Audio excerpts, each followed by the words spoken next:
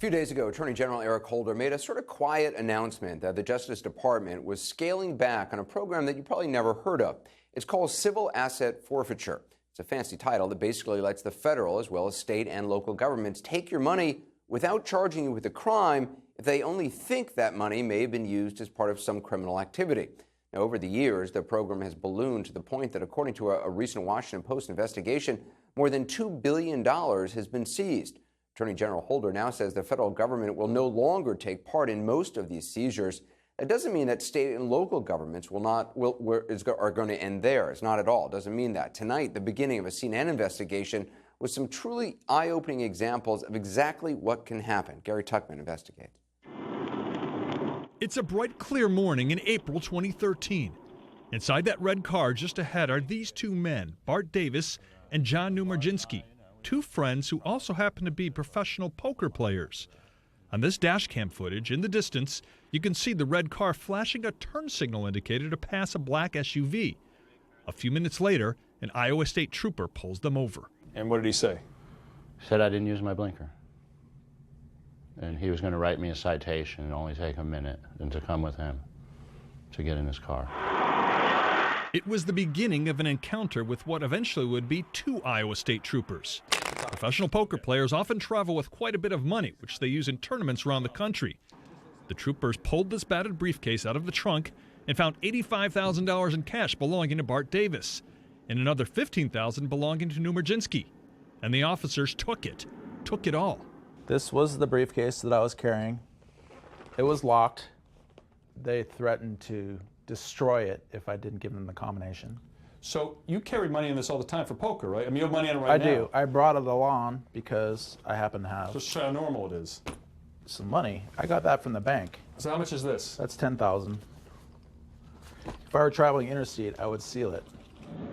The two men wound up being questioned for hours. They were given a traffic warning, but not a citation.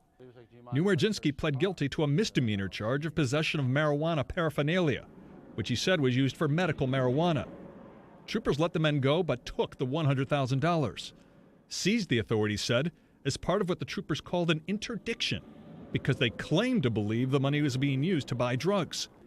It's called civil asset forfeiture. And that wasn't all. Based on their belief that they thought my clients were involved in drug activity, called California, where they live, informed the officers there or law enforcement officials there that they believed they were involved in drug activity. A search warrant was obtained on the basis of that information from the Iowa officer, and they raided their homes in California, okay, and tore their homes apart, looking for things related to drugs. Even though there was only one misdemeanor drug charge in Iowa, California authorities claim they were distributing drugs there. The men's lawyer, Glenn Downey, says Numerzinski was indicted. Then both men were offered a deal by the state of Iowa. We'll give you back $90,000 as long as you let us keep the rest. The men took the deal, afraid they would lose all their money if they didn't. The state of Iowa kept $10,000, and the felony charge in California was dropped. As shady as the whole affair sounds, it wasn't a one-off. It's part of a concerted effort by some law enforcement to legally target and keep your money without ever filing charges. In fact, the two Iowa State troopers, as well as thousands of other state and local cops nationwide, learned how to conduct these kinds of stops from private companies. And the biggest one is an Oklahoma company called Desert Snow. The Desert Snow trainers travel all over the country to hold their workshops, and business is brisk. According to the company's website, 30 seminars are scheduled for 2015, from Oregon to Florida, from Delaware to California. And your police department could be one of Desert Snow's clients. This is the man in charge of Desert Snow, a former California State Highway Patrol officer named Joe David. He wouldn't talk with CNN on camera, but a glance at what his company charges police agencies shows his training isn't cheap. The lowest price for a police force to attend, according to this price list, is a bit over $8,000, and the top end, $145,000. Why would a police department spend hundreds of thousands of dollars to go to a seminar, which is something you learn in the police academy? Well, they say they teach them more than they'll learn in the police academy, that they have specialized knowledge to teach these officers how to do it even better. I believe the training encourages them to take more cash, because the more cash they take, the more cash Joe David is going to get in training materials. Joe David told us he couldn't answer written questions about how many officers he trained or how much money he's made because of a lawsuit filed by Downey on behalf of those poker players. He claims it's only a small part of his business, which also helps officers go after people ranging from terrorists to kidnappers. As for cash seizures, he said, quote, "The purpose is not to take and seize funds belonging to innocent people. The purpose is to seize funds when they are tied to criminal activity. But there have never been any charges that the money taken from Bart Davis or John Numerzinski has been tied to criminal activity." What has this done to your life?